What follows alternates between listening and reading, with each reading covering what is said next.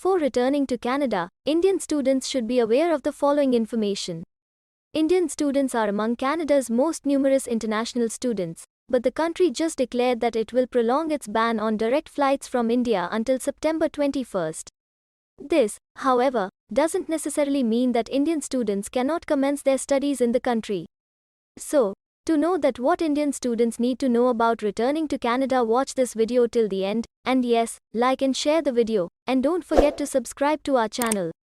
Warm welcome from Brain Drain Consultants to our immigration information and news channel A to Z Immigration Updates. Indian students who want to study in Canada with other international students for the autumn semester might do it in a roundabout way.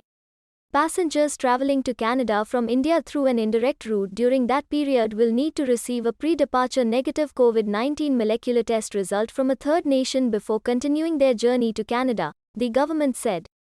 Travelers who have previously tested positive for COVID-19, rather than a negative COVID-19 molecular test, must produce documentation of a positive COVID-19 molecular test completed between 14 and 180 days before departure, they say.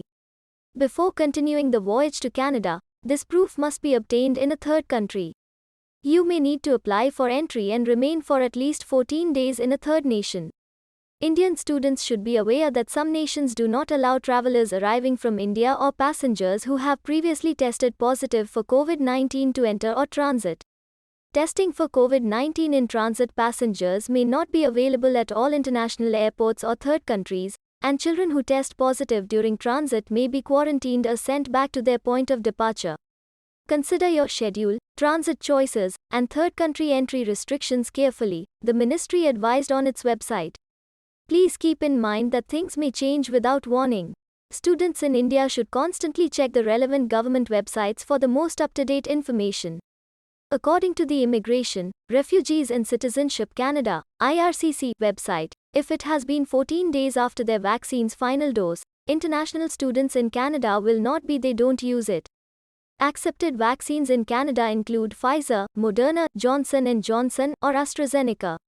Those who have received a different vaccine are not considered completely immunized in Canada. Students must enter their evidence of immunization, quarantine, and travel details into ArriveCAN.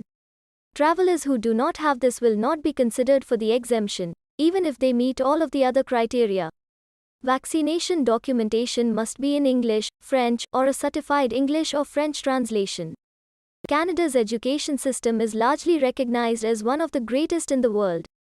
According to the Canadian Bureau for Overseas Education, there were more than 500,000 international students in Canada at all levels of study last year. Inbound students from India account for 34% of all students, followed by students from China, 22%. We hope that you will like our efforts to provide accurate information to you, and you will definitely like, share, and subscribe to our channel. And of course, don't forget to press the bell icon. Thanks for watching. See you again with another video.